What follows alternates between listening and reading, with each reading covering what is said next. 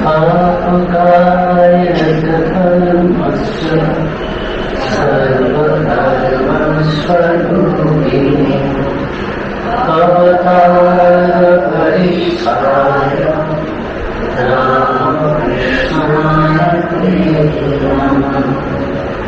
जननीं शारदां देवीं रामकृष्णं जगद्गुरुं पादपद्मे तयो स्थित्वा प्रणमामि मुहुर्मुहुः। नमः श्रीयतिराजाय विवेकानन्दसूरये सच्चित्सुखस्वरूपाय स्वामिने भवानिने।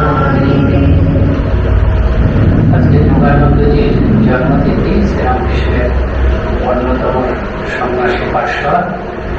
সেই জন্য শারদানন্দজির রচিত কয়েকটি প্রণাম মন্ত্র আছে, তার মধ্যে একটি হচ্ছে সমস্ত পার্শ্বদের স্বর্ণ, সেটি বলি।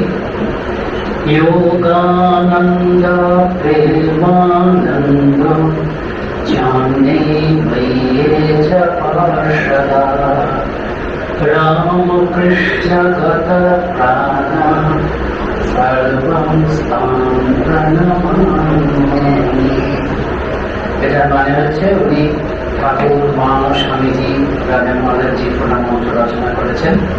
ওই যে রাজা মহারাজের একটা বিখ্যাত প্রণাম মন্ত্র আছেন না, যে ওই ব্রহ্মানন্দ নমস্তুভ্যং সর্বলোকনারায়ণ, ওটা বলুন। এটা হচ্ছে সারদানন্দে যেটা পড়ছি আমরা, যে ওটা বলছেন উনি राम यथादेव दाहिका शक्ति राम कृष्ण स्मृतानिया सर्व विद्या स्वरूपानां सारदां प्रणमामि। नमः श्री यतिराजाय विवेकानन्दसूरये सच्चित्स्वरूपाय स्वामिने भवानिने। তারপর হচ্ছে রাজামানিতে বলুন, সেটা হচ্ছে ব্রহ্মানন্দ कालिंदी फूलफले माधवेन क्रियारत ब्रह्मानंद नमस्कृतं सद्गुरु ब्रह्मनारायण। कालिंदी फूलकमলে ঠাকুরের দর্শন হয়েছিল, যেন গঙ্গা যমুনা হয়ে গেছে। কালিন্দী ফুল্লকমলে, সেখানে প্রস্ফুটিত কমল পদ্ম।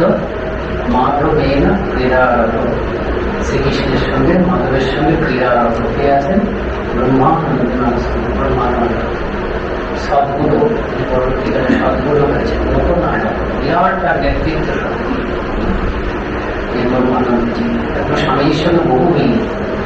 স্বামীজির কাছে তিনি আড়াল হয়েছিলেন, আড়াল হয়েছিলেন মানে স্বেচ্ছায় ঠাকুরের নির্দেশে। কিন্তু এই রামকৃষ্ণ মিশন তৈরি সম্ভব তৈরির পেছনে স্বামীজি পারতেন না যদি রাখানো মহারাজজি না থাকতেন, মা পুষ্পাজি, শারদানন্দজি, প্রেমানন্দজি এরা না থাকতেন। এই জন্য ইয়েতে মহাভারতে বলা হচ্ছে, এই গীতাতে বলা হচ্ছে ভীমার্জুন সমায়ুতি। যখন ওই ধৃতরাষ্ট্রকে সঞ্জয় দুই পক্ষে কে কে আছে এসব বর্ণনা করছেন, দেখবেন গল্পের পক্ষে বলার জন্য ভীমার্জুন সমায়ুতি। অনেক যোদ্ধা আছে ভীম এবং অর্জুনের মতন, কিন্তু ভীম এবং অর্জুনই আসেনি, কারণ অর্জুনের মতন কেউ নেই, কিন্তু বিরাট বিরাট। তাহলে ভীম এবং অর্জুন হচ্ছে পাণ্ডব পক্ষের প্রধান শক্তি। যেমন যেমনি শ্রীরামকৃষ্ণের যে ফৌজ, তাদের প্রধান শক্তি হচ্ছে বিবেকানন্দ, ব্রহ্মানন্দ, এবং তারপরেই হচ্ছে ওই যোগানন্দ। সবাই সারদানন্দ যে লিখছেন তো নিজের নাম বলেননি, কিন্তু এটার মাধ্যমে সবার নাম যোগানন্দ, প্রেমানন্দ, জাননি বইয়ে চপার সারা। এছাড়াও ঠাকুর, মা, স্বামীজি, রাজা মহারাজজি ছাড়াও অন্য যেসব পার্শ্বদরা আছে তারা এই যোগানন্দ, প্রেমানন্দ দিলে তখন শরীর চলে গেছে। তারপরে শারদানন্দজি এটা রচনা করছেন। রামকৃষ্ণ গত প্রাণ, এরা সবাই রামকৃষ্ণ গত প্রাণ, তাদের সবাইকে প্রণাম করছি। কাজে প্রণাম করলাম ঠাকুর, মা, স্বামীজি, রাজা মহারাজজি জীবনানন্দজিকে বিশেষ করে আজকে তার জন্মতিথি, এবং সেই সঙ্গে অন্য যে পার্শ্বদরা আছে সন্ন্যাসী পার্শ্বদরা সবাইকে প্রণাম করলাম। প্রণাম করে শুরু করছি। আমি মোটামুটি পরিকল্পনা করেছি, এটা যেহেতু আপনারা ঠাকুরের জন্মোৎসব উপলক্ষেই আজকে আমাকে ডেকেছেন, কথামৃত সংঘ কালীগঞ্জের কথামৃত সংঘ যেহেতু আমাকে এই ঠাকুরের জন্ম উৎসব গেল, তিথি গেল 19শে ফেব্রুয়ারি, তারপরে আপনারা বোধহয় গত শনিবার ঠাকুরের উৎসব,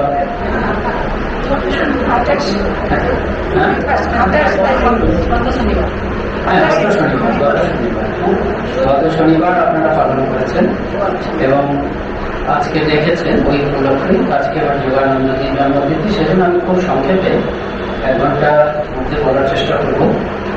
একটু ঠাকুরের কথা বলবো, যে কথাগুলো সাধারণত আলোচনা করি না, পরে না অনেকে, সেগুলো বলবো। আমরা অনেক সময় মূল বইয়ের মধ্যে থেকে বলি না।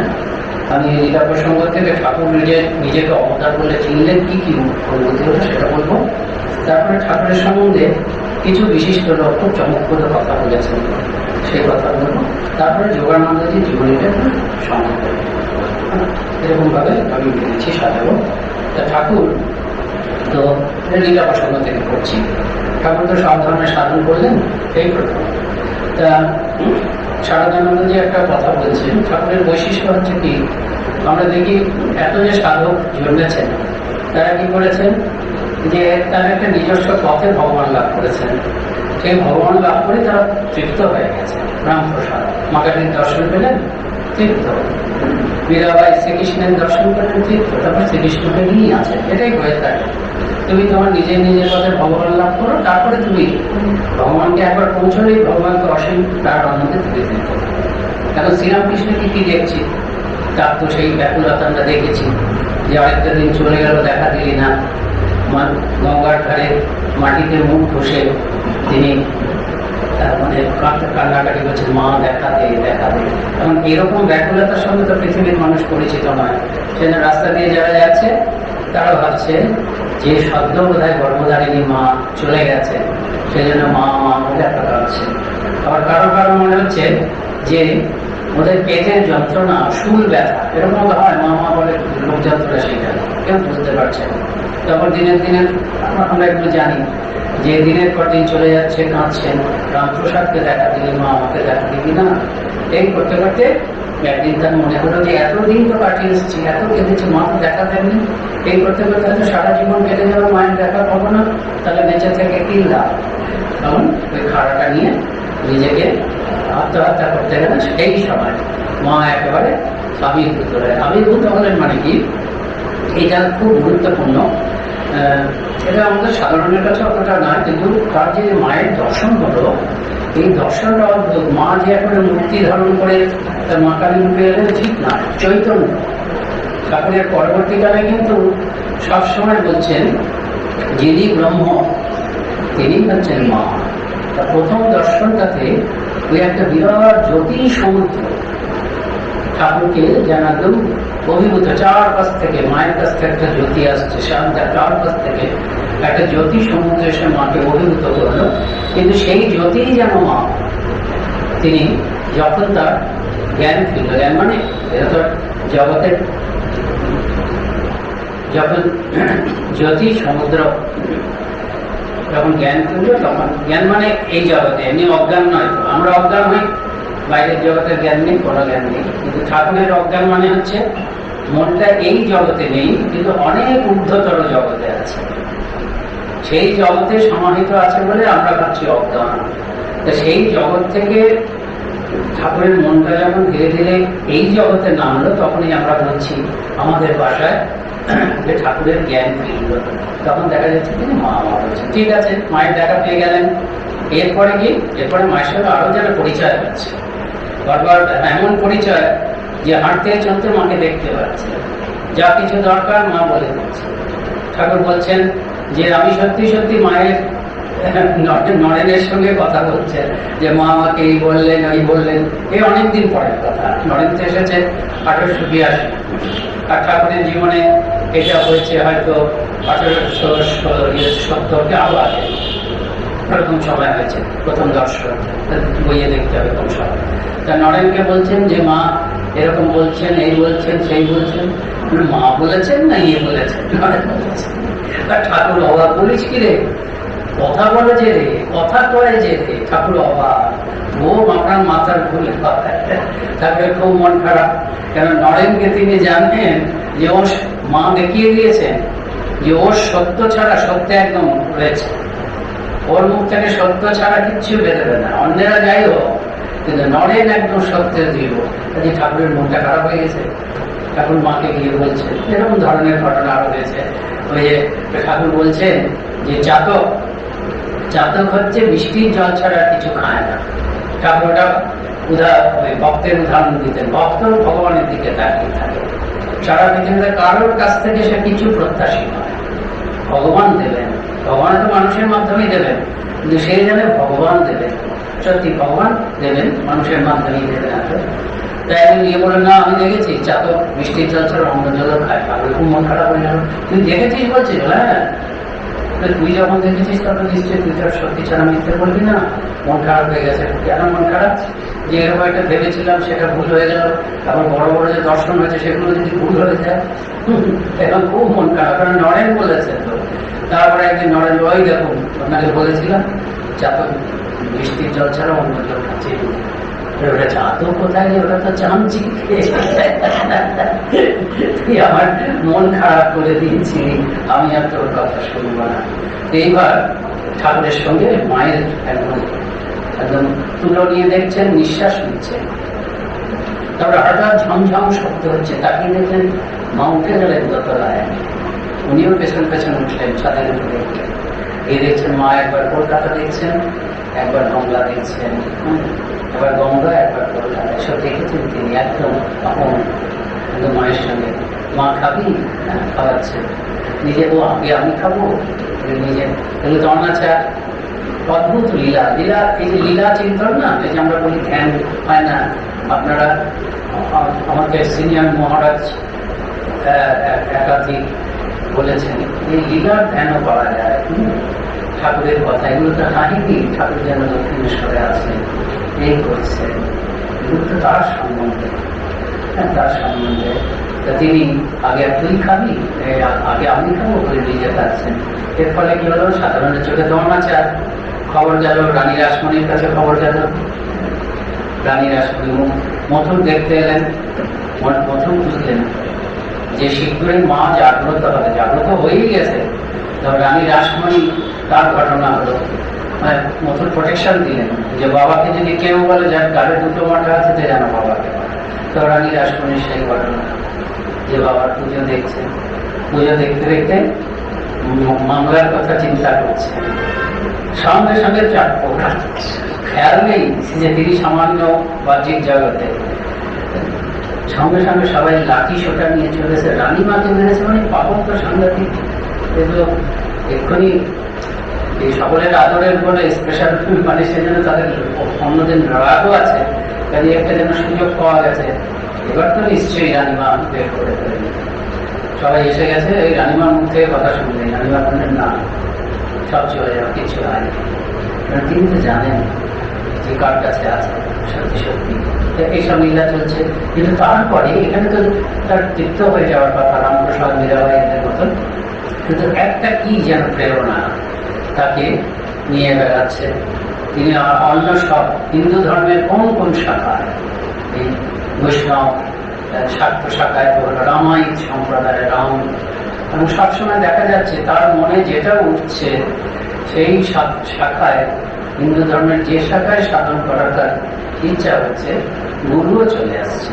এই করতে করতে সব তিনি করলেন, করে তিনি ইসলামেও সাধন করলেন। মথুরবাবু সব ব্যবস্থা করে দিচ্ছে, অন্য হলে হতো না। ইসলামেও সাধনা করলেন, এবং যখন ইসলামের সাধনা করছেন তখন হিন্দু সংস্কার আর নেই।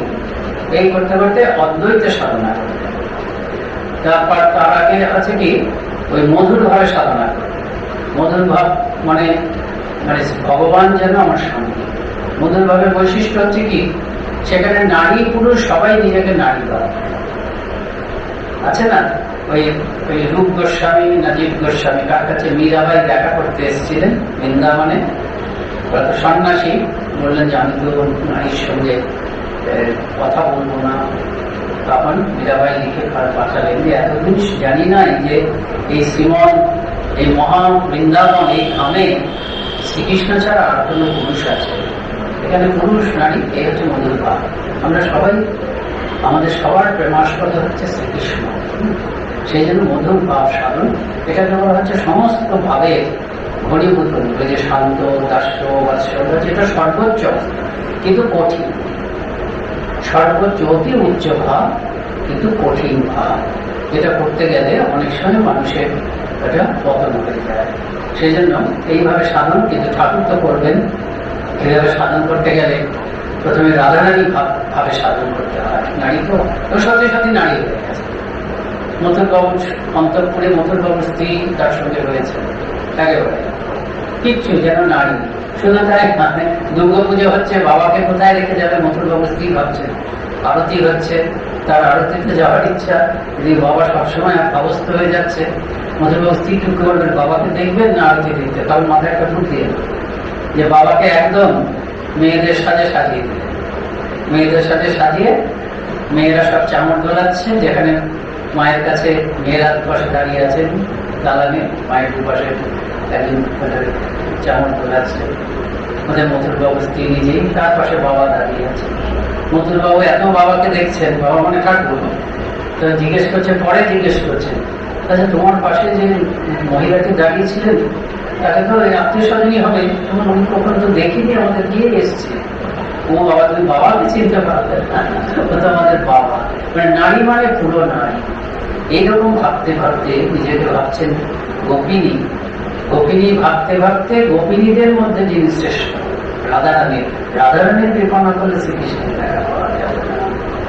রাধারানীর দর্শন, রাধারানীর দর্শন পাওয়া খুব কঠিন। কিছু কিছু ভাগ্যবান আমাদের সাধুরাও আছে, তাদের মধ্যে কেউ রাধারানীর দর্শন পান যখন বৃন্দাবন করেন, শুদ্ধ হলে কৃপা, তার কৃপা না হলে কিন্তু তার রাধা বল্লভ যিনি তার দেখা পাওয়া যাবে না।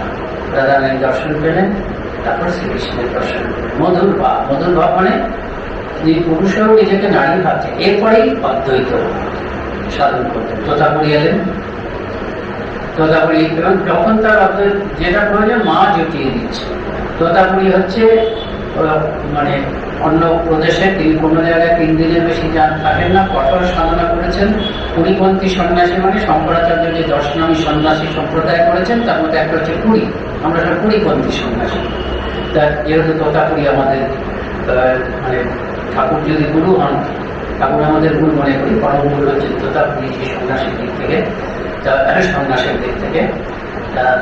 যাই হোক, 40 বছর সাধনা করে নির্বিকল্প সমাধি লাভ করেছেন, সেটাই হচ্ছে বেদান্তে শেষ সাধনা, সর্বোচ্চ। তিনি কোনো জায়গায় 3 দিনের বেশি থাকেন না। তো এখানে এসে যখন দক্ষিণেশ্বরে তিনি 3 দিন থাকবেন বলে নৌকো থেকে নামছেন, তখন ঠাকুর ওই পাড়ে বসে দাতন করছেন, আর তিনি তো ব্রহ্মজ্ঞ পুরুষ, ঠাকুরের মুখের দিকে তাকিয়ে ভাবছেন এই ভেদ বাঙালির দেশ, ব্রহ্মজ্ঞানের এই যে সাধনা, অদ্বৈত সাধনা, ভীষণ মনের জোর দরকার হয়। মনের জোর হলে কি হয়, শক্তিশালী শরীরের মধ্যে থাকলে মনটাও শক্তিশালী হয়। তো তাকিয়ে দেখলেন ভেদ বাঙালি, আধ্যাত্মিকতার জোর হয় না হতো, মানে এইসব এই বাংলা ভাত খাওয়া বাঙালিদের মধ্যে এত বেদান্তের এমন উচ্চ আধার সম্ভব, তাকেই বুঝেছেন যে বেদান্তের উচ্চ আধার, ভেতরটা একদম পরিষ্কার, কোনো বাসনা নেই। বেদান্ত সাধনা করতে হলে অধিকারী হতে হয়। অধিকারী বেদান্ত সাধনা একটি প্রকরণ গ্রন্থ আছে, তার মধ্যে অধিকারীর সংজ্ঞা আছে। সে অধিকারী মনে হচ্ছে সংযম, এক কথায় বলা যায়। এগুলো লাভ করলে তবে গুরু এসে বেদান্ত শেখাবে। তাকেই বুঝলেন যে সব হয়ে গেছে, মানে প্রস্তুতি সব আছে, ভেতরটা একদম নির্বাসনা, এটা মানে মায়ের কথা, কিন্তু নির্বাসনা না হলে কিছু হবে না, বেদান্ত সাধনা হবে না। তাকেই দেখলেন যে এত বড় আকাশ সম্ভব, তা ডাকলেন, তুমি বেদান্ত শিক্ষা করবে? ঠাকুর বলে, আমি তো জানি না, আমার মা জানে। মা যদি বলে যাও, মাকে জিজ্ঞেস করেছ। তা তো তাও ঠিক হয়েছে, এসব মানেন না, মূর্তি টর্তি তো মানেন না, সর্বব্যাপী ব্রহ্ম। তো তাহলে ভাবছেন তার গর্ভধারিণী মায়ের কাছে গিয়ে জিজ্ঞেস করবে, ও মা চোখের সামনে দেখছেন মা কালীর কাছে মন্দিরে চলে গেলেন, জোরে জোরে কথা বলছেন, যেন ফোনে কথা বললে শোনা যায়, তোতাপুরি শুনছেন। কাজেই ওপাশে মা কি বলছে সেটা তোতাপুরি শুনছেন না, কিন্তু ঠাকুর কি বলছেন সেটা শুনতে পাচ্ছেন। গিয়ে কথা বলছেন যে মা তোতা বলছে যে আমাকে ইয়ে করবে, আমি কি শিখবো, বেদান্ত শিখবো? ও আচ্ছা শিখবো ইত্যাদি বলে এসে তো বাস্তান। হ্যাঁ মা বলেছেন যে শিখবে, আর মা বলেছেন আমাকে শেখানোর জন্যই নাকি মা তোমাকে এখানে এনেছে। তো তোতাপুরি তো খুব মনে মনে হাসছেন যে এরকম পাথরের প্রতিমার সঙ্গে কথা বলছে। তা যাই হোক, আমার কাছে শিখলে তারপরে এই কুসংস্কার কেটে যাবে। হয়তো তিনি ভাবলেন এই সরলতাটাও একটা বেদান্তের মানে পবিত্রতার একটা অঙ্গ। তিনি ভাবলেন যে যাই হোক, সে তো খুশিও হলেন, আবার একটু হাসলেন যে যেই ব্রহ্মজ্ঞান লাভ হবে এইসব কুসংস্কার কেটে যাবে। তারপর তো ওই মহাবাক্য সন্ন্যাস দিলেন, চুপি চুপি সন্ন্যাস নেব। কিন্তু এই হচ্ছে অদ্ভুত ঠাকুরের নতুনত্ব, সন্ন্যাস নেব মাকে গর্ভধারিণী মাকে আঘাত করতে পারবো না। সেজন্য আমরাও গর্ভধারিণী মাকে খুবই সম্মান করি, সবাই করেছে, চৈতন্যদেবও করেছে সম্মান। তো যাই হোক, গর্ভধারিণী মাকে না জানিয়ে যদি সন্ন্যাস নেওয়া যায়, ওই সন্ন্যাস হলো, শ্রাদ্ধ হলো, সন্ন্যাস হলো। সন্ন্যাসের পর যেই মহাবাক্য বেদান্ত শিক্ষা দিলেন, সঙ্গে সঙ্গে সমাধিস্থ, নির্বিকল্প সমাধিস্থ। মানে কাহিনী আছে যে তোতাপুরি বললেন মনটাকে একদম জগৎ থেকে তুলে এখানে নিয়ে এসো। জগৎ থেকে মুহূর্তের মধ্যে তুলতে পারলেন, বলে এবার নির্বিষয় করো, কোনো বিষয় থাকবে না হাতে, নির্বিষয় করতে পারছে না, কোনো বিষয় নেই, জাগতিক বিষয় নেই, কিন্তু জগৎ জননী তো রয়েছেন, তার সব থেকে ভালোবাসার জগৎ জননী তিনি আছেন। বলে পারলাম না গো, আমি বারবার চেষ্টা করছি কিন্তু নির্বিষয় করতে পারছি না। মা এসে দাঁড়াচ্ছে, মা এসে দাঁড়াচ্ছে, সবিকল্প সমাধি করে শুধু একটা জায়গায়, যে সবিকল্প থেকে নির্বিকল্পে যেতে হবে। তাহলে তোতাপুরি কি করলেন, ভাঙা কাঁচের টুকরো ছিল, এখানটায় বিধিয়ে দিলেন, বিধিয়ে দিলে বললেন কিউ ভোগামি, এইখানটায় তুমি মনীয় করো। সঙ্গে সঙ্গে মা, তখন ঠাকুর বলছেন কি, ভাষাটা হচ্ছে কি, তখন জ্ঞান বসি দিয়ে মাকে দ্বিখণ্ডিত করলাম। খুব একটা স্বাস্থ্যসম্মত ঠাকুরের অনুভূতি, যার তিনি শাস্ত্র ধরে এগোচ্ছেন না, কিন্তু তিনি যে পথে এগোচ্ছেন সেই পথই শাস্ত্র নির্দেশ করছেন। শাস্ত্রে আছে যে এই যে আদ্যাশক্তি, তিনি এই সগুণ ব্রহ্মের জগতে আদ্যাশক্তি বা মা বা জগৎ জননী তিনি সবার উপরে, কিন্তু ওই নির্গুণ নিরাকার ব্রহ্মের এলাকায় কিন্তু মা সবার উপরে। সেজন্য বলছে নহি জ্ঞানের সদৃশম পবিত্র ইহবিদ্যাতে, জ্ঞানের মতন পবিত্র কিছু হয় না। ওই জ্ঞানের থেকে, ব্রহ্মজ্ঞানের থেকেই মা একটু নিচে, জ্ঞান। মা ইচ্ছা করলে আবার ব্রহ্মজ্ঞান দিতে পারেন, কিন্তু মা স্বেচ্ছায় যখন নামরূপের জগতে থাকেন, ব্রহ্মজ্ঞানের থেকে যেন একটু নিচে। সেই জ্ঞান বসিয়ে দিয়ে মাকে সরিয়ে দিলেন, সঙ্গে সঙ্গে নির্বিকল্প সমাধি। তোতাপুরি অবাক, 40 বছরের চেষ্টা যিনি করেছেন, ইন এ ট্রাইস, এক মুহূর্তে তিনি পেরে গেলেন। তখন ভাবছেন ঠিক আছে কিছুক্ষণ থাকবে, দরজা বন্ধ করে দিলেন, বাইরে দাঁড়িয়ে আছে, এক্ষুনি বোধহয় বলবে জ্ঞান আসছে না। 1 দিন 2 দিন 3 দিন, মানে খুলে দেখছেন, বলছে একই দৈবী মায়া। কিন্তু তারপরে নিজেই নামালেন। এগুলো হলো, এইবার তিনি ইসলাম সাধনা করলেন, তারপরে ষোড়শী পূজা করলেন। কে যেন তাকে তাড়িয়ে বেড়াচ্ছে, ষোড়শী পূজাটা একটা অদ্ভুত জিনিস। সব সাধনার শেষে ষোড়শী পূজা, মাকেই ষোড়শী রূপে পূজা করলেন, বলরানী কালী পূজা। এই ষোড়শী পূজার বিরাট তাৎপর্য, এটা তাৎপর্য শুধু এই নয় যে নারী জাতিকে সম্মান প্রদর্শন। ষোড়শী পূজা মানে হচ্ছে শ্রী মায়ের মধ্যে যে সুপ্ত শক্তি আছে, আত্মা শক্তি, তো সেই শক্তিকে জাগ্রত করা, অ্যাক্টিভেট করা বলা যেতে পারে। এই আত্মা শক্তি না হলে অবতার কাজ করতে পারে না। তবে যেটা বলুন সেটা ঠাকুরের এই কথা, যে দেহ ধারণ করলেই আত্মা শক্তির এলাকায় এসে পড়তে হয়। আমরা দেহ ধারণ করেছি, আমরা এই আত্মা শক্তি মানে মায়ের এলাকায়, জগৎ জননী, মা দুর্গা বলুন, যে বলুন, মা কালী বলুন, জগৎ জননীর এলাকা, যেখানে নাম রূপ আছে আমাদের অবতারও তো তাই, অবতার স্বেচ্ছায় এসেছেন, কিন্তু অবতারও এই নাম রূপের এলাকায় এসেছেন। তো সেই জন্য ঠাকুর বলছেন তাকেও আত্মা শক্তি, আত্মা শক্তির শক্তিতে অবতারের অবতার। শুদ্ধ ব্রহ্ম কিন্তু তার উপরে, শুদ্ধ ব্রহ্ম তার উপরে, সে আত্মাশক্তির এলাকায় নয়, আত্মাশক্তি শুদ্ধ ব্রহ্ম থেকেই আসছে। কিন্তু ভগবান যখন দেহ ধারণ করে অবতার হয়ে আমাদের মতন, তখন তাকে আত্মাশক্তির শক্তি দিয়েই কাজ করতে হবে। কাজে ঠাকুরের শক্তি হচ্ছেন শ্রী শ্রী মা। এবার শ্রী শ্রী মাকে ষোড়শী রূপে পুজো করার মানে হলো কি? ষোড়শীকে, ষোড়শী হলো যে ঘনীভূত আত্মাশক্তি, একেবারে সমষ্টিগত আত্মাশক্তি। ওরই একটা অংশ সরস্বতী, ওরই একটা অংশ কালী, ওরই একটা অংশ দুর্গা, ওরই একটা অংশ বগলা, ওরই একটা অংশ জগদ্ধাত্রী। কাজে ঠাকুর যে মাকে তো বলা হচ্ছে এরকম যে ঠাকুর কি বলেছেন? ও সরস্বতী, তাই তো? জ্ঞান দিতে এসছে। স্বামীজি কি বলেছেন? জ্ঞান্ত দুর্গা। স্বামীজি আবার একটি ছেলেকে বলেছিলেন যে বগলা। স্বামীজির কাছে দীক্ষা নিতে এসছে, স্বামীজি দীক্ষা দিলেন না। তোকে যে দীক্ষা দেবে সে আমার থেকেও বড়। তাহলে আমার থেকে বড় মানে কি? স্বামীজির থেকে বড় কে? ঠাকুর নেই, এবং বিশ্ববিখ্যাত স্বামীজি। তাই সে ছেলেকে দুঃখ পেল, যেন মানে হয়তো 18-19-20 বছর হবে। আমাকে অযোগ্য দেখে বলছে যে তোর দীক্ষা হবে না। কিন্তু বললেন যে বিকালে দেখা পাবি, মায়ের কাছে দীক্ষা হয়েছিল।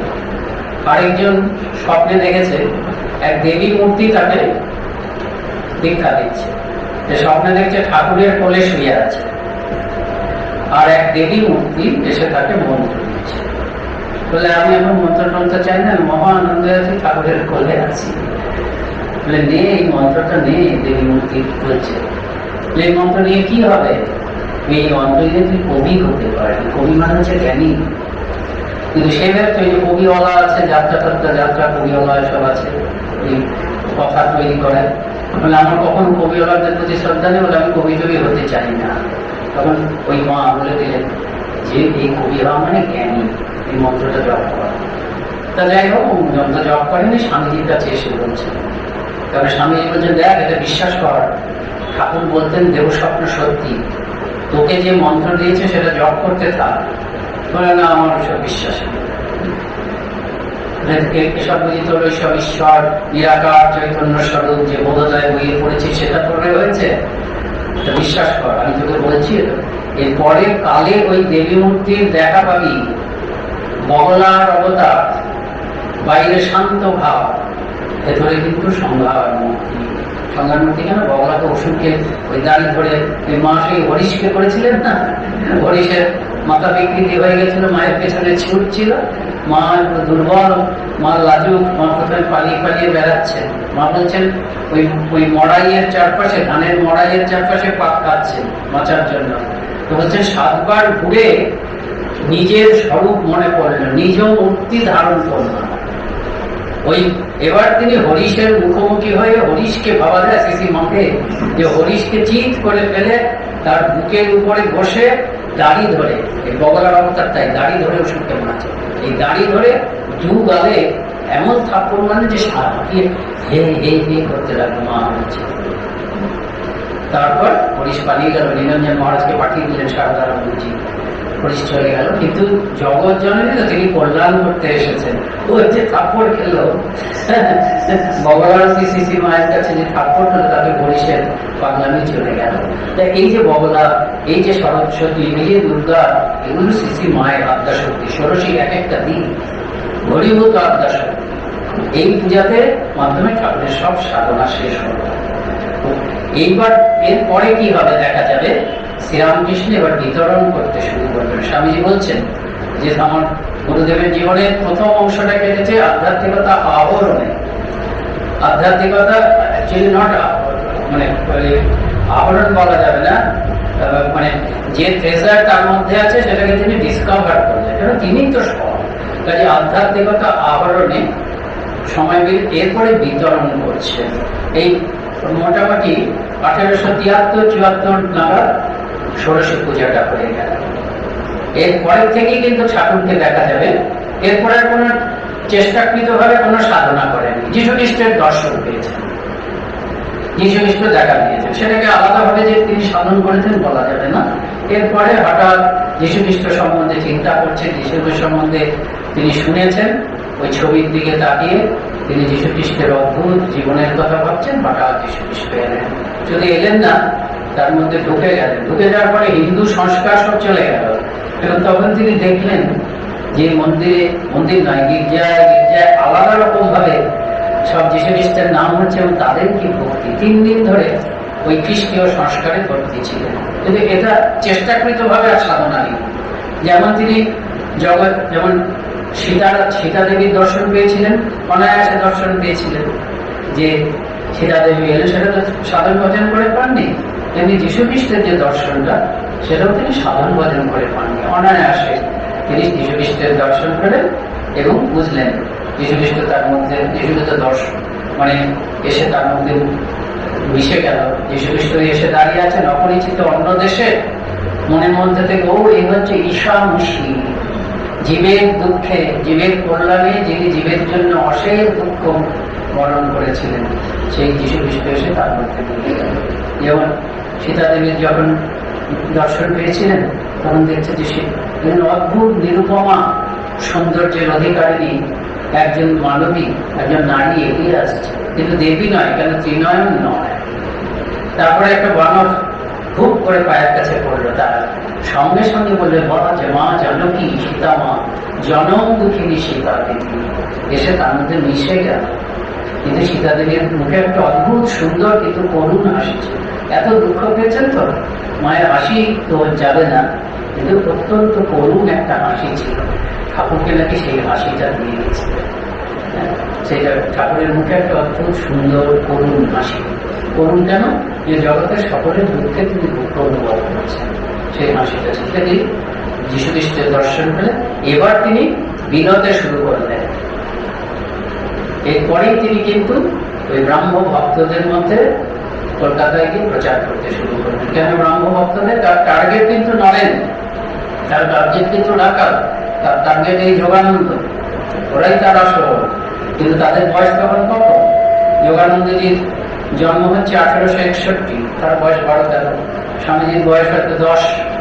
রাখাল মহারাজের ওদের কাছে তো এক্ষুনি পৌঁছাতে পারছেন না, কিন্তু ব্রাহ্মদের মাধ্যমে ব্রাহ্ম পত্রিকায় বেরোবে, কেশবচন্দ্র সেন বের করবে, তাদের থেকে এরা যখন 17, 18, 19, 20 হবে, তখন যাবেন। ওরাই টার্গেট, মেইন টার্গেট, ওদের মাধ্যমেই তিনি থাকবেন পৃথিবীতে, তার ভাব। তা এরকম হলো। ষোড়শ পূজার পরে ঠাকুরের সাধনা বাসনার নিবৃত্তি, তখন ঠাকুরের অনুভূতি হলো নিজের সম্বন্ধে। এতদিন তিনি জানতেন না তিনি ঈশ্বর অবতার।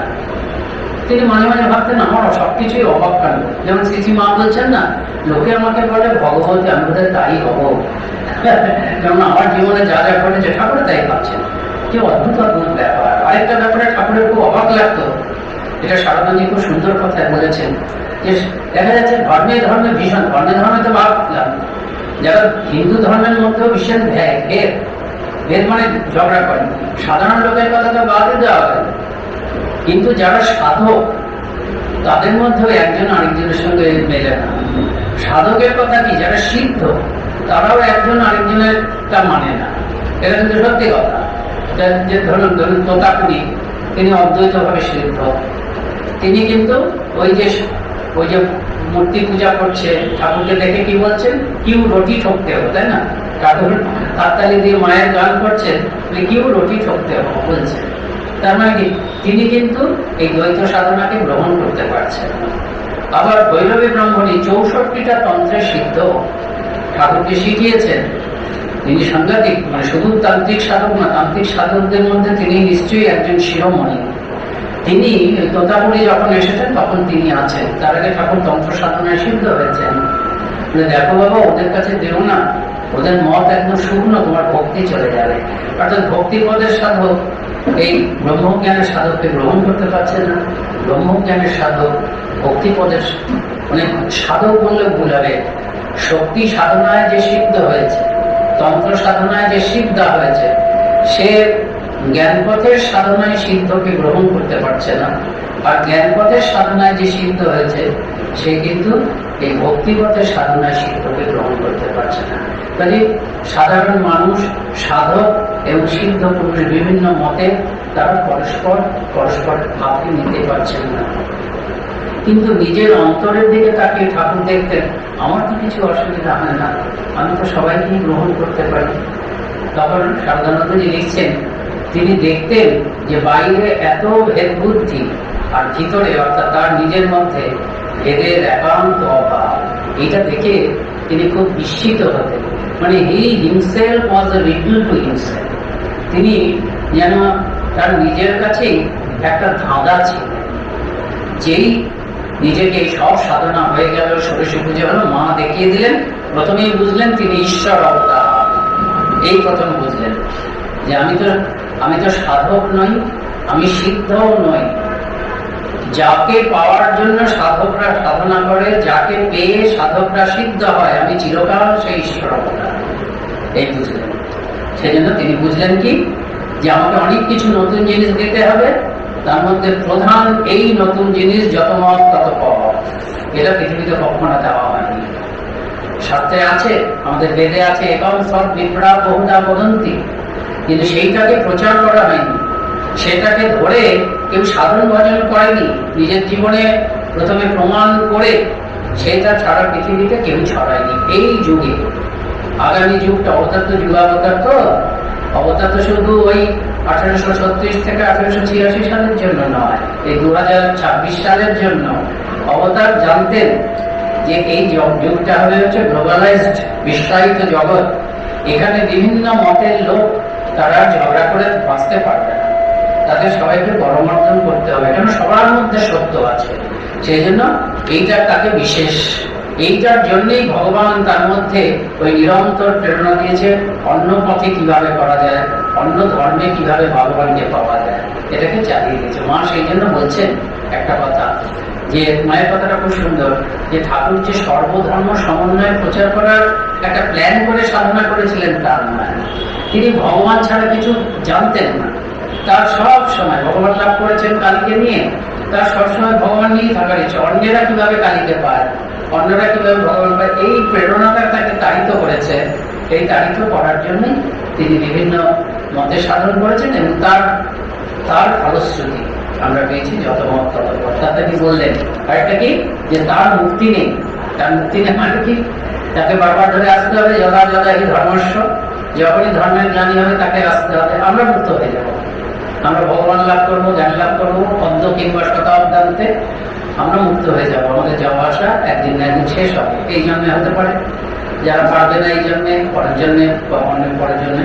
কিন্তু ভগবান শ্রীরামকৃষ্ণ মানে অবতার ভগবান আর কি, শ্রী ভগবান, তিনি বারবার নানা নাম, নানা রূপ, নানা যুগে নানা প্রয়োজন নিয়ে ধর্ম স্থাপন করার জন্য, অধর্মকে রোখার জন্য তিনি বারবার আসবেন। তার মুক্তি নেই, আর নিজের দেহ রক্ষার কাল জানতে পারবেন, তিনি বলে দিয়েছিলেন। এটা একটা খুব বেশি ইম্পর্টেন্ট নয় সকলের জন্য। তিনি বলে দিয়েছিলেন, যখন কলকাতায় রাত্রিবাস করবো, খাওয়া দাওয়ার ব্যাপারে অত বাদ বিচার করবো না, এবং খাওয়ার অগ্রভাগ কাউকে দিয়ে গ্রহণ করবো। তখন বুঝতে, এটা হলো মা এবং ঘনিষ্ঠ স্ত্রী ভক্তদের জন্যই বলেছিলেন, যাতে তারা রেডি হয়, মানসিক প্রস্তুতি। তখন বুঝবে দেহ রক্ষার কাজ এসেছে। সত্যি সত্যি এরকম হয়েছিল। অগ্রভাগ দেওয়াটা হচ্ছে, একদিন তিনি নরেন এসছে, নরেন বোধ একটা অসুখে, পেটের অসুখে ভুগেছিল, গায়ে গায়ে দিয়ে সেদিন এসছে, অনেকদিন পরে এসছেন, ঠাকুরকে খেতে দেওয়া হয়েছে। ঠাকুর বললেন যে আগে নরেনকে দাও, এখান থেকেই নিয়ে নরেনকে দাও। মা কিন্তু মনে আছে, মায়ের খারাপ লাগছে, না না আমি নরেনের জন্য না, তা দেওয়া হলো। তা ঠাকুর ওটাই খেতে যাচ্ছে, নরেনের জন্য সাজিয়ে দেওয়া হলো ঠাকুরের ভাত থেকে নরেনের জন্য। মা বলছেন আমি এক্ষুনি তোমার জন্য রেখে দিচ্ছি। মায়ের মনে আছে ভবিষ্যৎবাণী, ঠাকুরের যা বলেছে। না, নরেনকে দেওয়ার পরে খেতে আমার অসুবিধা হচ্ছে না, কিচ্ছু মনে খারাপ লাগছে না, আমি খাই। মানে ঠাকুর খেলেন, কিন্তু মায়ের মনটা কিন্তু মানে ইয়ে হয়ে গেল না, প্রমাণ করলেন যে ঠাকুর নিজেই খাওয়ার অগ্রভাগ কাউকে দিয়ে খেলেন। এগুলো তিনি জানতে পারলেন। আর কি, এই যে একটা দর্শনে দ্বৈত, বিশিষ্টাদ্বৈত, অদ্বৈত মত মানবকে অবস্থা ভেদে অবলম্বন করতে হবে। দ্বৈত মানে আমি একজন, ভগবান একজন। বিশিষ্টাদ্বৈত মানে ভগবান আছেন, আমি ভগবানেরই অংশ। আর অদ্বৈত মানে ভগবান কিছু নেই, আমারই একটা অবস্থা, ভগবান আমি ভগবান, বুঝতে পারছি না, আমি ব্রহ্ম। এইটা এখন এই ইয়েতে নানা দর্শন হয়েছে, আমাদের উপনিষদের নানা ব্যাখ্যা হয়েছে, ভাষ্য হয়েছে। শঙ্করাচার্য বলেছেন অদ্বৈতই সত্য, আর কিছু সত্য নয়, এক সত্য আছে, আমি সেই সত্য। তারপরে বিশিষ্টাদ্বৈত বিশিষ্টাদ্বৈত দর্শন ওই উপনিষদ ব্যাখ্যা করেছেন রামানুজ ওই বিশিষ্টাদ্বৈত মতে, যে অংশ অংশী, গাছের যেমন ডাল, ভগবান আর আমি সম্পর্ক হচ্ছে গাছ আর ডাল, গাছেরই অংশ। এরকম দ্বৈত হচ্ছে কি কোনো সময় আমি অংশও নই, একও তো নই, সবসময় আমি এবং ভগবান আত্মাচার্য।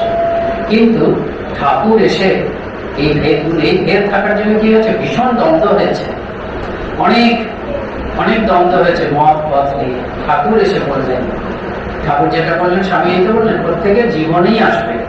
একটা একটা সাধক এগোচ্ছে, তো এগোতে এগোতে সাধারণত আমরা কি হয় ভক্তি পথে দ্বৈত হয়, যে ঠাকুর আছেন আমি আছি, মা কালী আছেন আমি আছি, এইভাবে এগোতে এগোতে সাধক যখন যত তার মনটা ভগবানের দিকে যাচ্ছে, একবার তার মনে হয় একটা অবস্থা সে বুঝতে পারে আমি হচ্ছি ভগবানেরই অংশ। যেমন শ্রী ঠাকুরের ক্ষেত্রে বলছেন যে ঠাকুর মাকে খাওয়াচ্ছেন, আপন মনে অন্যরা দেখছেন, মা তুই খাবি, খাওয়াচ্ছেন, একদিনের কথা নিতে আছে, আমি খাবো তুমি খাবে, খাও তুমি খাও, ও আমি খাবো, খাচ্ছি। তারপরে বলছে তুমি আমি খাও, কথাটা উচ্চারণ করছেন তুমি আমি খাও, অর্থাৎ তুমি আর আমি মধ্যে তফাৎ দেখতে পাচ্ছেন না। মানে মাকে যখন খাওয়াচ্ছেন দেখছেন যে সেখানে আমিও আছি, আমি যেন মায়ের অংশ। কাজেই আমরা যখন এগোবো তখন আমরা ধীরে ধীরে দ্বৈত, বিশিষ্টাদ্বৈত, অদ্বৈতে পৌঁছবো। এটা নিয়ে কোনো ঝগড়ার কিছু নেই, এটা একটা বিরাট ব্যাপার। ঠাকুর কিন্তু এটা করলেন, বহু ঝগড়া হয়েছে। আরেকটা কি, কর্মযোগ অবলম্বনে সাধারণ মানুষের উন্নতি হবে, আমাদের কাজ করে যেতে হবে। শুধু যে রামকৃষ্ণ মিশনের সরকার কাজ করতে হবে, গৃহে যারা আছে কাজকে পবিত্র বলে মনে করতে হবে। ঠাকুর যেমন কারোর নিন্দা করেন, কিন্তু হাজরার নিন্দা করেছেন। মাস্টার স্বামীজি বলছেন, আমি এমন একজন মানুষের কাছে ছিলাম যে যার মুখ থেকে কোনো অভিশাপ বেরোয়নি, হাজরা কেন নিন্দা করছেন? হাজরার পেছনে লাগছে, নিন্দা মানে পেছনে লাগছে, সবসময় পেছনে। তখন হাজরা সন্ন্যাসী নয়, গৃহিণী, কিন্তু সংসারের কর্তব্য করছে না, বাড়ির মধ্যে কষ্ট পাচ্ছে, অর্থ কষ্ট, কিন্তু হাজরার কোনো উদ্যোগ নেই। সেই জন্য কাজ করতে হবে, আমাদের সাধুদের জন্য কাজ, গৃহের জন্য কাজ। মা সেই কথাটা বলছেন গৃহীদের জন্য, যে সংসার আর কার, সংসার তো তারই, তুমি জানবে তুমি ঠাকুরের সংসারে ঠাকুরের কাজ করছো।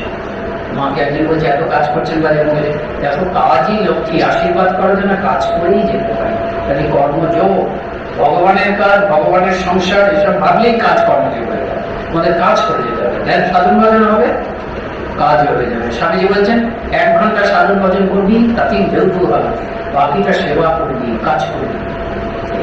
কাজেই কর্মযোগ অবলম্বনে সাধারণ মানুষ, সাধারণ সকলের উন্নতি হবে। এই যুগে কিন্তু কাজের জয় জয় করা, কাজ খুব পবিত্র, এটা মনে রাখতে হবে।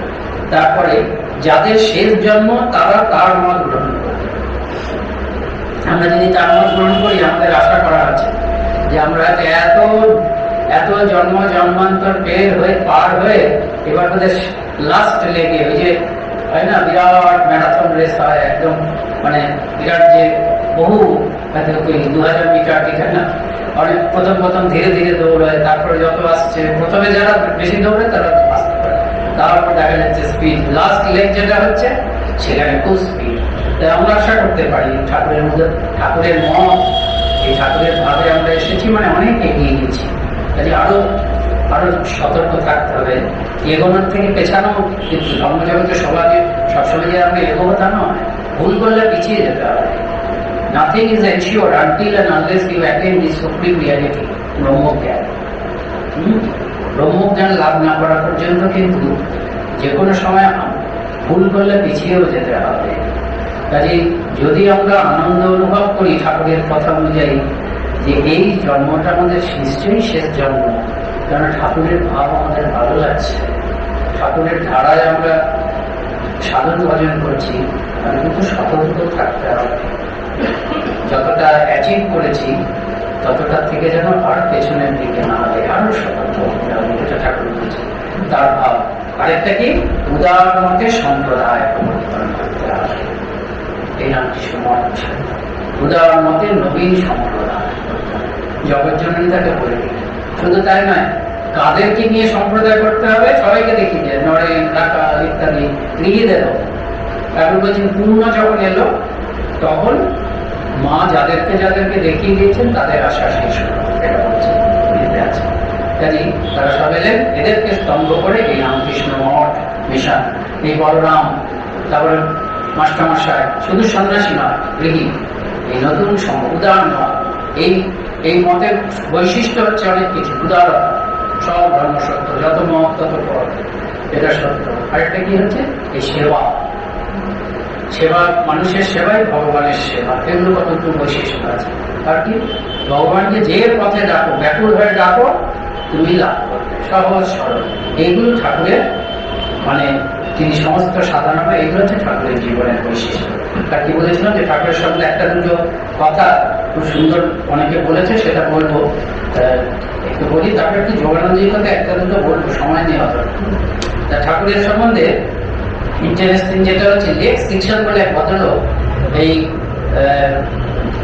বিংশ শতাব্দী মানে 20th সেঞ্চুরি মানে ওই 90 ওই দশকে ছিলেন, মারাও গেছেন। তা তিনি তার একটা বই আছে দ্য গ্রেট সোয়ান, ওইটার নাম গ্রেট সোয়ান মানে পরমহংস। তার ভূমিকাতে তিনি খুব সুন্দর কথা বলছেন। তিনি বলছেন, সেটা একটু বলি, আর নিবেদিতার কথা লেক সেকশন বলছেন, কোন লোকই সাগরের সঙ্গে বলেছেন, খুব ইন্টারেস্টিং। তিনি বলছেন দি অ্যাটমসফিয়ার, আচ্ছা আমি বাংলা করেই বলছি, যে এই যে দক্ষিণেশ্বরের এই যে সাধু, Indian saint, the saint of Dakshineswar, এই যে দক্ষিণেশ্বরের যে সাধু, তার চারপাশের যে পরিবেশটা, সেটা হচ্ছে একেবারে ভারতীয় পরিবেশ, ইন্ডিয়ান, কমপ্লিটলি নন ইউরোপিয়ান, একটু ইউরোপিয়ান নয়, সেটা স্বাভাবিক। কিন্তু শ্রীরামকৃষ্ণের হাতে একটা মাস্টার কি আছে, তিনি বলছেন শ্রীরামকৃষ্ণ মিস্টিরিয়াসলি প্রোভাইডস এ মাস্টার কি, তার হাতে যেন একটা মাস্টার কি আছে, যার দ্বারা তিনি সমস্ত সংস্কৃতি এবং সমস্ত পৃথিবীর সমস্ত মানুষের হৃদয়টা খুলে দিচ্ছে। তার হাতে এমন একটা মাস্টার কি, তিনি এখন ভারতে, কিন্তু সারা পৃথিবী যে ধর্ম, যে সংস্কৃতি, যে ভূগোলের হোক না কেন, ভৌগোলিক অবস্থান হোক না কেন, সকলের অন্তরে অন্তরে গিয়ে তিনি যেন চাবিকাঠি দিয়ে তাদের হৃদয়টা খুলে দিচ্ছেন। অর্থাৎ তারা প্রত্যেকে মনে করছে আমার আপনজন, এর কাছ থেকে আমি কিছু পেতে পারি, একে খুব স্মরণ করি। মাস্টার কি বলছে, তারপরে বলছেন যে এই যে শ্রীরামকৃষ্ণকে আমরা তো মূর্খ টুর্খ বলি, উনি খুব রেগে গেছেন। উনি শ্রীরামকৃষ্ণের হয়ে সওয়াল করছেন, বলছেন, সেই বাক্যটা বলছি না, এটা তো বলা যায়। তিনি বলছেন, হি ওয়াজ এমফ্যাটিক্যালি not an unsophisticated village man, although he may have sometimes appeared that way. বলে আমি একবারে জোর দিয়ে বলতে পারি, শ্রীরামকৃষ্ণকে যেমন মনে হয় না আনসফিস্টিকেটেড, একদম গাইয়া, অসংস্কৃত, গ্রামের লোক, ভিলেজ ম্যান, সেটা তিনি একদমই নয়, যদিও তাকে আপাত দৃষ্টিতে দেখে মনে হতো। তারপরে বলছেন, Ramakrishna was completely operating at the highest level of philosophical and religious refinement and university. আনকালচার বলছো গ্রামের লোক, তা না। রামকৃষ্ণ সারাক্ষণ রামকৃষ্ণ কি করছেন, তিনি অবস্থান করছেন হাইয়েস্ট লেভেল, একদম সর্বোচ্চ লেভেল, কিসে? Philosophical and religious refinement and university, দার্শনিক এবং ধর্মীয় দিক থেকে তিনি সব সময় একটা অত্যন্ত সূক্ষ্ম অবস্থায় এবং একটা বিশ্বজনীন, সর্বজনীন, ইউনিভার্সাল অবস্থায় অবস্থান করছে, একদমই ভিলেজ গ্রামের আনসফিস্টিকেটেড লোক নয়। তারপরে তিনি বলছেন, পড়াশোনা জানতেন না বলছো, অথচ দেখো তো হি রিমেম্বার, সেটাও বলা যায় না যে পড়াশোনা জানতেন না, যে he remembered every Sanskrit scripture he heard chanted, যে তার সামনে হয়তো কোনো সংস্কৃত শাস্ত্র থেকে একবার কিছু উদ্ধৃতি মানে চ্যান্ট করা হয়েছে, মানে রিসাইট করা হয়েছে, আবৃত্তি করা হয়েছে কোনো শ্লোক, একবার মাত্র, সেটাও তিনি মনে রাখতেন চিরকালের জন্য। As well as every mystic hymn in Bengali and Hindi, তার সামনে হিন্দি ভজন করা হয়েছে, হরিসেল লাগি রাহরে ভাই বানাত বানাত পড়ি, যেসব অনেক হিন্দি গান আছে, তার সামনে একবার বলা হয়েছে, তিনি চিরকালের জন্য মনে রেখেছেন, নিজে গাইছেন। বাংলা গান কত তিনি জানতেন, স্বামীজি তার কাছে এসে বাংলা গান শিখেছেন, যেদিনকে তিনি স্বামীজি ঠাকুরের কাছে প্রথম এলেন, সেদিনকে তিনি বললেন আমি বাংলা গানে একটা রূপচর্চা জানি, সবই হিন্দি বাজে। কিন্তু সেই স্বামীজি ঠাকুরের শরীর যাওয়ার ঠিক মুখে যখন যে সঙ্গীত কল্পতরু সংকলন করে দিয়ে গিয়েছিলেন, সেটা তো একটা অমর বই। তার মধ্যে কিন্তু বেশিরভাগ বাংলা গান, প্রায় বোধহয় দেখে নেবেন কত, বোধহয় 500-র মতন বাংলা গান আছে। এই যে স্বামীজি বলেছেন আমার সব কিছু আমি ঠাকুরের কাছ থেকে পেয়েছি, এই গানের দিকটাও তিনি তাই পেয়েছেন। ঠাকুরের কাছে এসে তিনি বাংলা গানের এক্সপোজারটা তার ঠাকুরের কাছে এসে হয়েছে, তো বাংলা গান শিখেছে। শুধু তাই নয়, গান সম্বন্ধে স্বামীজি যে ধারণা করে, চিন্তা, যে কথা বলতে আমরা দেখছি ঠাকুর বলছেন কীর্তন কি ভালো ইত্যাদি ইত্যাদি। স্বামীজি বলছেন কীর্তন ওই তাল তাল কিছু নেই, তো যারা গান জানে না তারাই কীর্তন করে, সেই জন্য কীর্তন লোকের ভালো লাগে। ঠাকুর খুব অবাক, দুঃখিত, বলিস কি রে? স্বামীজি বলছেন তাল মান এসব নেই বলে কীর্তন ভালো লাগে।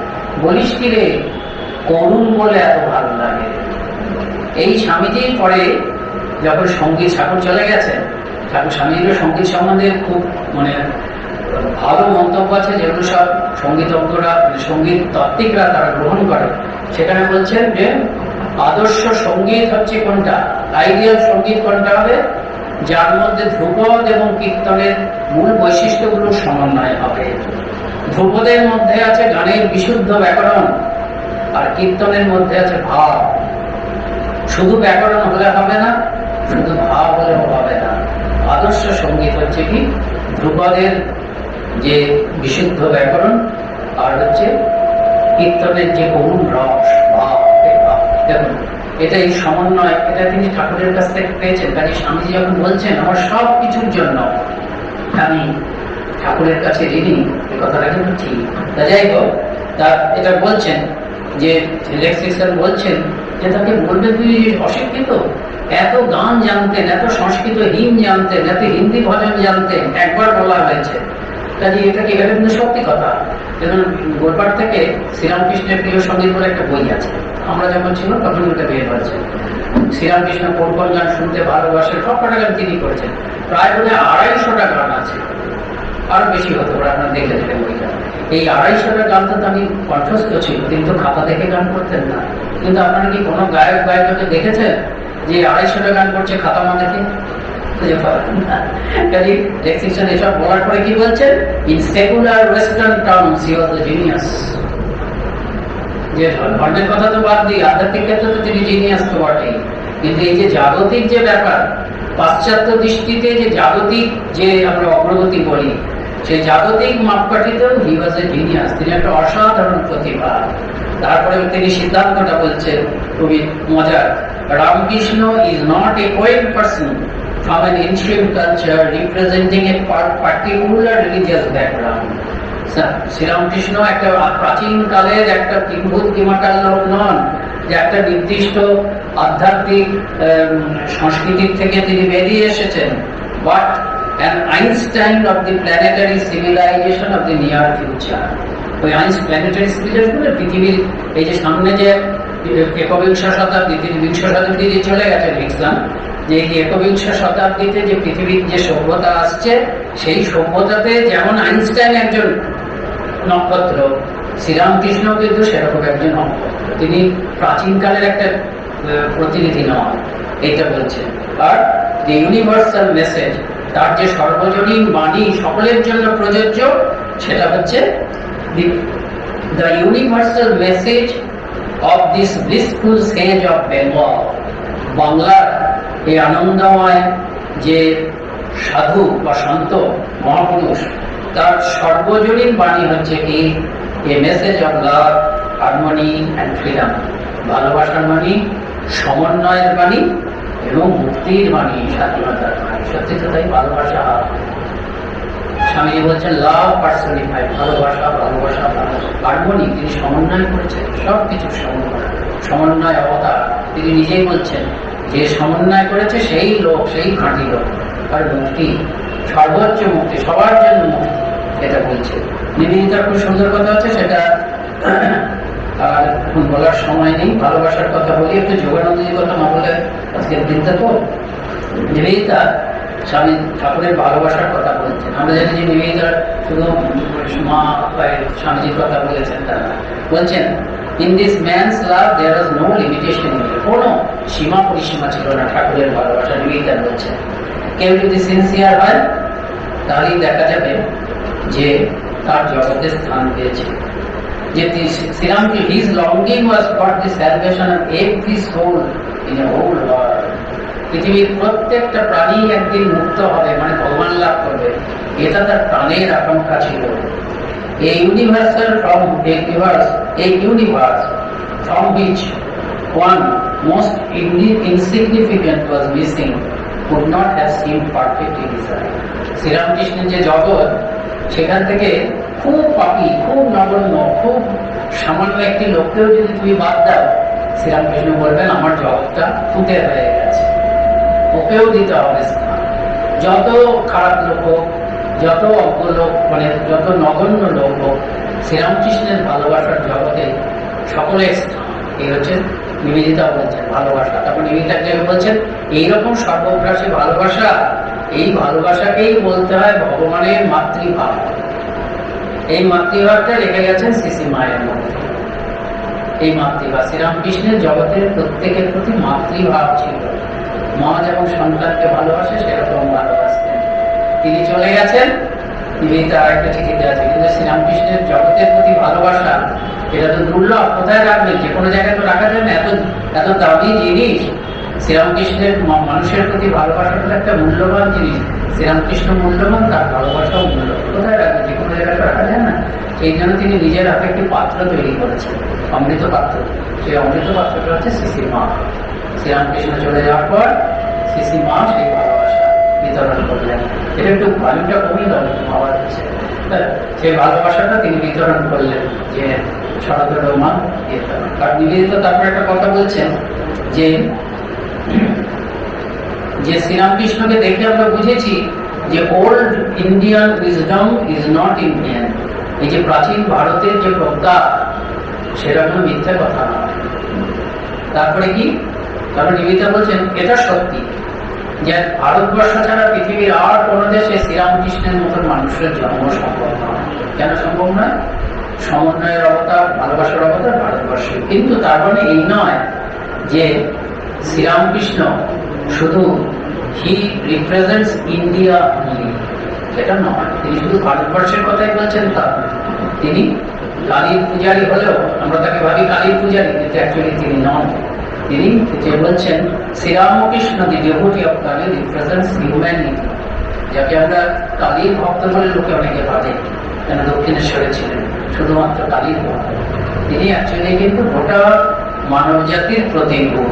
তাই এই হল ঠাকুরের সম্বন্ধে, যেহেতু আপনাদের অনুষ্ঠান ঠাকুরের সম্বন্ধে, ঠাকুরের পার্শ্ব যোগানন্দজির কথা একটু বলি। ওই 1861 খ্রিস্টাব্দে জন্ম। ওই যে ঠাকুর দেখলেন না, যে নতুন সম্প্রদায় এবং মুখ টুক সব দেখিয়ে দিলেন, তার মধ্যে যোগানন্দ দিয়েছিলেন। একদম দক্ষিণেশ্বরেই থাকেন, সাবর্ণ চৌধুরীর বংশধরটা। তার বাবা খুব ধার্মিক ছিলেন এবং ধার্মিক থাকাতে আর্থিক দিকটা কমে গেছিল, কিন্তু জমিদারির যে সম্ভ্রান্ত ভাব সেটা কিন্তু তখনও আছে।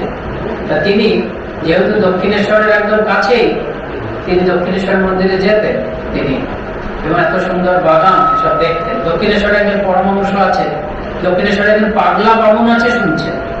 আবার কেশবচন্দ্র সেন কলকাতায় মাইক্রোফোনটা দিয়ে ধরুন,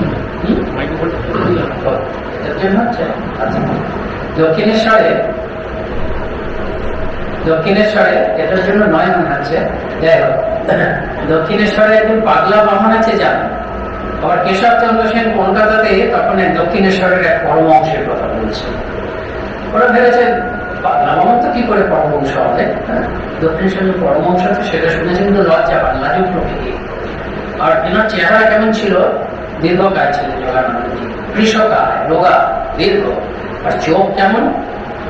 পরবর্তীকালে যখন আলাপ হয়েছে বিবেকানন্দ স্বামীজি বলছেন জগন্নাথের মতন চোখ, অর্থাৎ বিরাট বিরাট চোখ। আর স্বামীজি বলছেন, ঠাকুর বলছেন অর্জুনের মতন ওরকম চোখ ছিল। ঠাকুর বলছেন যে ও কৃষ্ণ সখা অর্জুন, ওই অবতারে অর্জুন ছিল। সেই অবতারের প্রধান দায়িত্ব তার উপর ছিল। এই অবতারে ঠাকুর তাকে একটু বিশ্রাম দিয়েছেন, যা ঠাকুরের যেমন ভাব। কিন্তু এই অবতারও তিনি কাজ করেছেন, অনেক কাজ করেছেন। খুব অল্প বয়সে তো শরীর চলে গেছে, 1896 সালে, না 1896 না, তারপরে বোধহয় 99 আপনারা দেখে নেন, চলে গেছে। যাই হোক, তা তিনি শোনেন দক্ষিণেশ্বর মাঝে মাঝে যেতেন। দক্ষিণেশ্বর যেতেন মানে কি, বাগান থেকে ফুল টুল তুলতেন, ধর্মপ্রাণ তিনি ইয়ে করতেন। তা একদিন ওরকম গেছেন, দেখছেন একজন লোক ঘুরে বেড়াচ্ছে। মালি ভেবেছেন একটা ফুল তিনি নেবেন, সেই মালির মতন লোকটিকে বললেন আমাকে একটু ফুলটা দেবে, সে ওইটা ইয়ে করে চলে গেল। তারপরে এরকম মানে একদিন দেখেন যে একটা ঘরের মধ্যে অনেক লোক বসে আছে, আর তাকিয়ে দেখেন যাকে সে মালি ভেবেছিল সেই কথা বলে যাচ্ছে, সেই কথা বলে যাচ্ছে, সবাই শুনছে। তখন তিনি বুঝলেন এই তো দক্ষিণেশ্বরের পাগলা বামন তো এই, কিন্তু পাগল হলে এত লোক তার কথা শুনবে কেন? তখন কি করে তিনি একটু একটু করে এগিয়ে গেলেন, লজ্জা পাচ্ছেন মালি হিসাবে, তারা বাইরে দাঁড়িয়ে আছে, বাইরে দাঁড়িয়ে আছেন যাতে ঠাকুর তাকে দেখতে না পায়, কিন্তু ঠাকুরের কথা উনি শুনছেন। হঠাৎ ঠাকুর বললেন যে বাইরে যারা দাঁড়িয়ে আছে তাদেরকে ভেতরে এসে বসতে পারো। সে বাইরে কিন্তু উনি একটা দাঁড়িয়েছিলেন, তা তিনি গিয়ে ভেতরে বসলেন। ভেতরে বসে শুনছেন সব, তুমি কে? তারপর শুনছেন খুব সুন্দর কথা। তখন কেউ ধারণা হয়েছে যে পাগলা বামন যাকে বলা হয় সেই হচ্ছে কেশব সেনের দক্ষিণেশ্বরের পরমহংস। তারপর সবাই চলে গেল, চলে যাওয়ার পর ফাঁকা হয়ে গেছে। তুমি কে গো, ওখানে থেকে এসছো? ও তোমাদের বাড়ি, তখন একজন দুজন ছিল, ও তুমি তো তাহলে আমাদের খুব পরিচিত গো, তোমাদের বাড়িতে কত গেছি, তোমাদের ওখানে কত ভালোবাস শুনেছি, তোমাদের বাড়ির অনেকে আমাকে খুব যত্ন করত। তারপরে অন্যদেরকে বলছেন এরা সাবর্ণ চৌধুরীর বংশধর, এরা মানুষের জাত নিতে পারতো, জাত দিতে পারতো, বাঘে গরুতে জল খায়, এরা খুব ভালো মানুষ, ধর্মস্থান এসব। তো এইভাবে তার যাতায়াত করতে শুরু করলো। কিন্তু মনে মনে একটু ভয় ছিল, চুপি চুপি, যে পাগলা বামন, এখানে তো পাগলা বামন হিসেবে পরিচিত, পাগলা বামনের কাছে যাচ্ছেন, তাতে যদি কিছু হয়, কেউ কিছু বলেন, কিন্তু কিছু না, কিছুই আসতেন। পড়াশোনায় মন নেই, তিনি বললেন একটু চাকরি টাকরি করবো, সেই জন্য তিনি কানপুরে গেলেন। তারপরে কি মামা নাকি ছিল, তা সেখানে গিয়ে চাকরি টাকরি কিসে ঢুকলো না, কিন্তু তার খুব ভালোই হলো যে ধ্যান ভজনে তিনি সময় কাটাচ্ছেন, সব সময় আরো বেশি ধ্যানের সময় পেয়েছেন। এদিকে মামা সব বিষয় লোক যেমন হয় যে ছেলে বড় হয়েছে, হাত পা ভালো দেখছি না, তাহলে এখনই বিয়ে না দিলে বয়ে যাবে, ধ্যান ধ্যান করছে, বয়ে যাওয়া আর কি, যা তখন বয়ে যাবে না, সাধু হয়ে যাবে বা কোথায় হিমালয়ে চলে যাবে, বয়ে যাবে।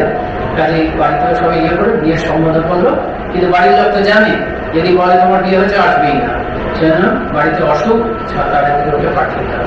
উনি চলে এলেন, ভেবেছেন মায়ের অসুখ, এই ভেবেছেন। এর মধ্যে ঠাকুরের কাছে জানটা, ঠাকুরের ভাব তিনি জানেন। ঠাকুর বলেছেন যে কামিনী কাঞ্চন, কাম কাঞ্চন ত্যাগ করতে হবে, সেগুলো তার মনের কথা। তিনি হচ্ছে ভগবান লাভটি জীবনের উদ্দেশ্য, সবকিছু যেতে গেছে।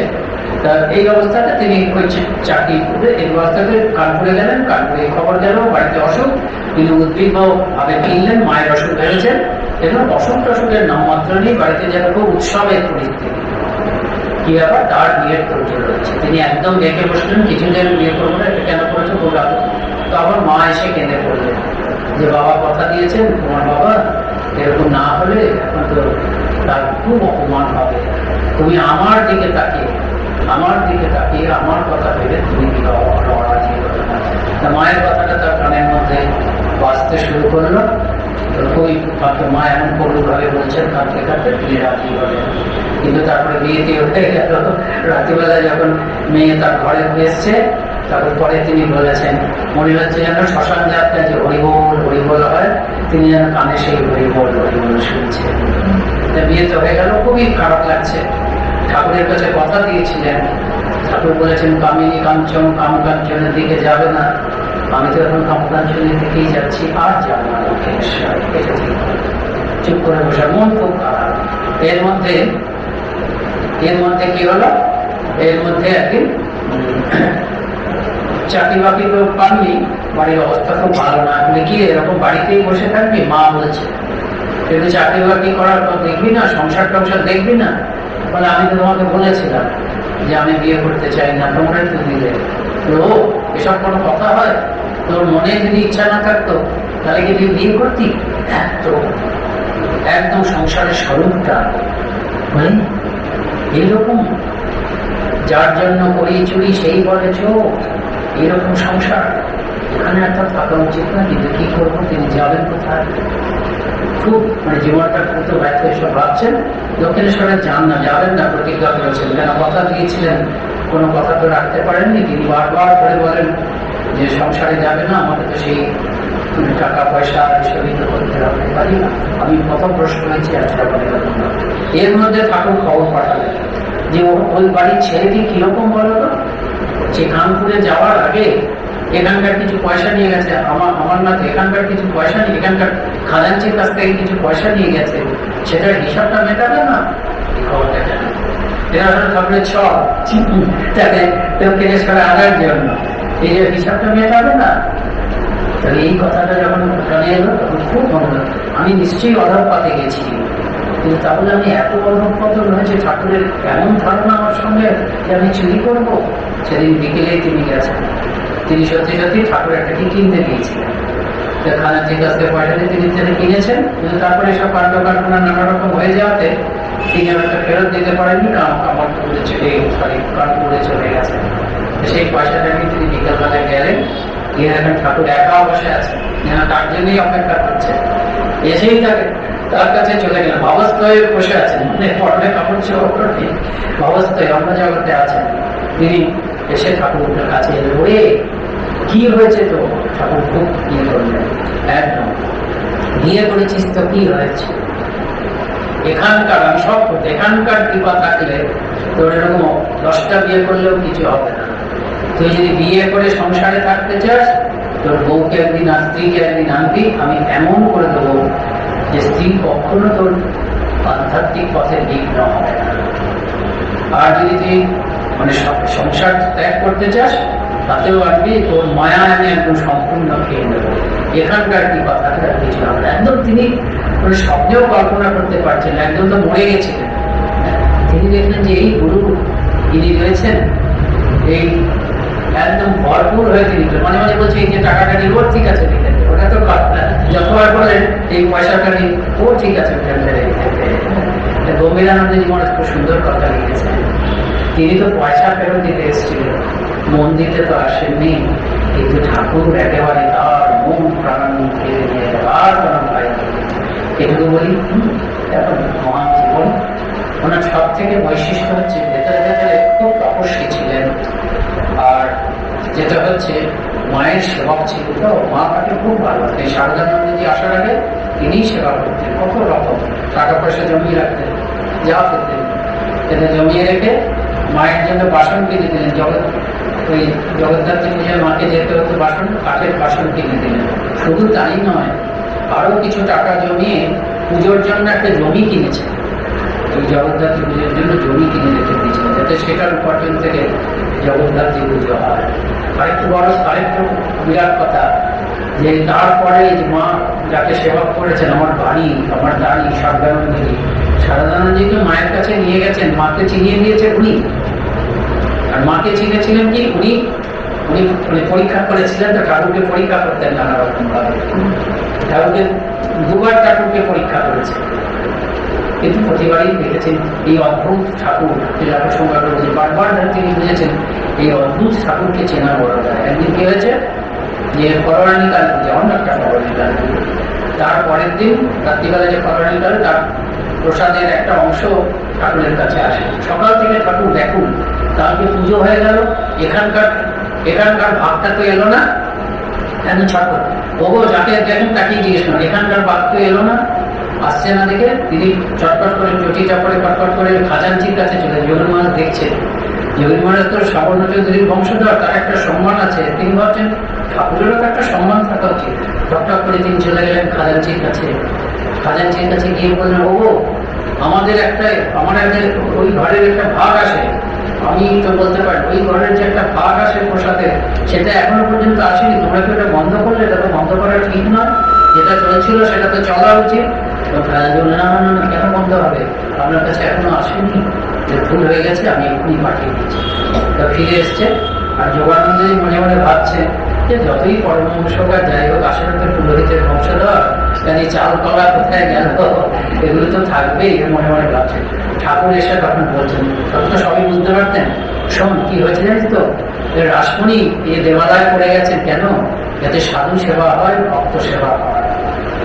এখান এরা অনেক সময় কি করে জানিস তো, এগুলো করে না, নিজেদের কাছে পুরুষরা রেখে দেয়, তারপর এই চালগুলো বিক্রি করে। সেই জন্য একটু আমি এখানে আসলে কি হয় যে মানে উনি এখানে আসলে ভক্তদের সেবা হবে, ভক্ত সেবা হবে, ঠাকুরের সেবা হবে সেটা বলছেন না, তোরা আসিস, তোদের সেবা হবে, ভক্ত সেবা হবে। এটা বললে রাজচন্দ্রী যে কারণে এই মন্দির করেছেন সেটা সার্থক হয়। এই একটা সেই মা আর ঠাকুর সম্বন্ধে, যারা রাত্রিবেলা শুয়ে আছেন, ঠাকুর আর তিনি একসঙ্গেই শুয়েছেন, মাঝরাতে দেখলেন ঠাকুর নেই, তখন একটা গুরুতর সন্দেহ হলো, কি ঠাকুরও মন মুখ এক করেন না, ঠাকুর নিজেকে সন্ন্যাসী বলেন, রাত্রিবেলায় কি তিনি তার সহধর্মীর কাছে গেছেন, রাত্রিবেলা ঘুম হয়ে গেছে, জ্যোৎস্না আলোকে চারপাশ দেখা যাচ্ছে, কোথাও ঠাকুর নেই, খারাপও লাগছে। মানে তিনি নিজে প্রতিজ্ঞা করলেন, যতটাই রুচি বিগর্হিত হোক না কেন আমাদের সত্য জানতে হবে। তিনি দাঁড়িয়ে রইলেন এবং দৃষ্টিটা হচ্ছে মায়ের নহবতের দরজার দিকে। তারপরে হঠাৎ চটির শব্দ হচ্ছে, চটির শব্দ দেখেন ঠাকুর ঝাল তলার দিকে গেছিলেন, মানে বাথরুম করতে গেছিলেন, সেখান থেকে ঠাকুর এসেছিলেন। কিরে তুই এখানে দাঁড়িয়ে আছিস? আর তো লজ্জা পেয়ে গেছেন, অপরাধ বোধ মাথা নিয়ে সকল ভাবে ঠাকুর বুঝেছেন, আচ্ছা আচ্ছা বুঝেছি, ঠিক করেছে, সাধুকে দিনে দেখবি, রাতে দেখবি, যাচাই করবি, তারপর ঠাকুর চলে গেলেন। ওদের সেই সময় চোখ পড়ল আরেকটা দৃশ্য, ওই নবগণের বাড়ি এতক্ষণ বলে খেয়াল করেননি, দেখছেন আরেক দৃশ্য, মা কেউ নেই দেখে মা বাড়িতে দেন সমাধিস্থ। সমাধিস্থ মাকে ওই সময় দেখা ভাগ্যের ব্যাপার, ঠাকুরের সমাধি হয়, কিন্তু মায়ের সমাধি হয় প্রথম, নিশ্চয়ই প্রথম পুরুষদের মধ্যে। মেয়ে ভক্তরা দেখেছেন না নিশ্চয়ই, পুরুষ ভক্তদের মধ্যে অদ্ভুত দৃশ্য, তিনি সমাধি, যাওয়ার পাশে কল্পনা করলেও কেমন লাগে না, যাওয়ার পাশে জ্যোৎস্নার প্রাবিত তিনি তার বসে আছেন, মা জগৎ সমাধি। সেই জন্য তখনই বুঝলেন যে মামা তো সাধারণ, মাও তো দেবী, মানবী নাম। সেই জন্য শারদানন্দজি যোগানন্দজিকে বলেছিলেন যে নরেনের কথা তো কিছু বুঝতে পারি না, নরেন যেটাকে বড় করে সেটাকে এমন বড় করে, তারপরে আবার আরেকটাকে বুঝতে পারি, ওরে তুই মাকে দাও। যোগানন্দ একটু বয়সে বড় ছিলেন এদের থেকে, স্বামী থেকে 2 বছরের বড়, তুই মাকে দাও, মা যাবে শুধু তাই না, মাকে মায়ের কাছে নিয়ে গেল শারদানন্দ। তার যোগানন্দ মায়ের কাছে দীক্ষা পেয়েছিলেন, প্রথম মন্ত্র শিষ্য। ওই বৃন্দাবনে যখন গেছিলেন, ঠাকুর মাকে স্বপ্ন দিলেন, যোগানন্দজিকে তখন পর্যন্ত ঠাকুর মা এই যে ভক্তদের কারোর সঙ্গে প্রায় কথাও বলতেন না, যোগানন্দকে ডাকলেন, আমার তো মা ঠাকুর স্বপ্নে দেখা দিয়েছে, ঘটনা করে মন্ত্র দেন মা, ঠাকুর যোগানন্দজিকে মন্ত্র দিলেন প্রথম। এই ঠাকুর মশাইকে প্রণাম।